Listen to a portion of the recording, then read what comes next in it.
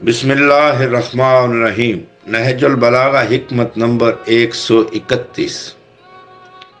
ایک شخص کو دنیا کی برائی کرتے ہوئے سنا تو فرمایا، اے دنیا کی برائی کرنے والے، اس کے فریب میں مبتلا ہونے والے، اس کی غلط باتوں کے دھوکہ میں آنے والے، تم اس پر گرویدہ بھی ہوتے ہو اور پھر اس کی مذمت بھی کرتے ہو۔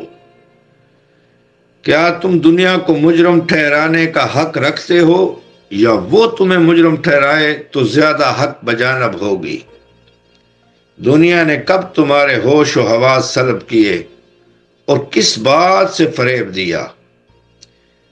کیا ہلاکت و کہن گئی سے تمہارے باپ دادا کے بے جان ہو کر گرنے سے، یا مٹی کے نیچے تمہاری ماؤں کی خوابگاہوں سے؟ کتنی تم نے بیماریوں کی دیکھ بھال کی اور کتنی دفعہ تیمارداری کی۔ اس صبح جب نہ دوا کارگر ہوتی نظر آتی تھی اور نہ تمہارا رونا دھونا ان کے لیے مفید تھا، تم ان کے لیے شفا کے خواہش مند تھے اور طبیبوں سے دوا دارو پوچھتے پھرتے تھے۔ ان میں سے کسی ایک کے لیے بھی تمہارا اندیشہ فائدہ مند ثابت نہ ہو سکا اور تمہارا مقصد حاصل نہ ہوا، اور اپنی چارہ سازی سے تم اس بیمار سے موت کو نہ ہٹا سکے، تو دنیا نے تو اس کے پردے میں خود تمہارا انجام اور اس کی ہلاکت سے خود تمہارے ہلاک ہونے کا نقشہ تمہیں دکھا دیا۔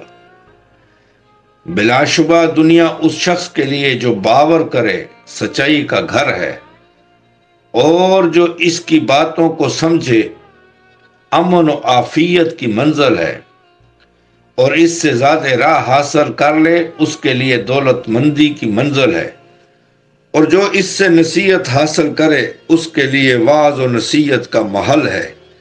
یہ دنیا دوستان خدا کے لیے عبادت کی جگہ ہے، فرشتوں کے لیے نماز پڑھنے کا مقام ہے، وحی الہی کی منزل اور اولیاء اللہ کی تجارت گاہ ہے۔ انہوں نے اس میں فضل و رحمت کا سودا کیا اور اس میں رہتے ہوئے فائدے میں جنت حاصل کر لی۔ تو اب کون ہے جو دنیا کی برائی کرے، جو کہ اس نے اپنے جدا ہونے کی خبر دے دی ہے اور اپنی علیحدگی کا اعلان کر دیا ہے اور اپنے بسنے والوں کی خبر پہنچا دی ہے۔ چنانچہ اس نے اپنی ابتلا سے ابتلا کا پتہ دیا ہے اور اپنی مسرتوں سے آخرت کی مسرتوں کا شوق دلایا ہے۔ وہ رغبت دلانے اور ڈرانے کے لیے، خوف زدہ کرنے اور متنبہ کرنے کے لیے شام کو امن و عافیت اور صبح کو درد و اندوہ کا پیغام لاتی ہے۔ تو جن لوگوں نے شرمسار ہو کر صبح کی، وہ اس کی برائی کرنے لگے، اور دوسرے لوگ قیامت کے دن اس کی تعریف کریں گے کہ دنیا نے انہیں آخرت کی یاد دلائی تو انہوں نے یاد رکھا، اور اس نے انہیں خبر دی تو انہوں نے اس کی تصدیق کی، اور اس نے پند و نصیحت کی تو انہوں نے نصیحت حاصل کی۔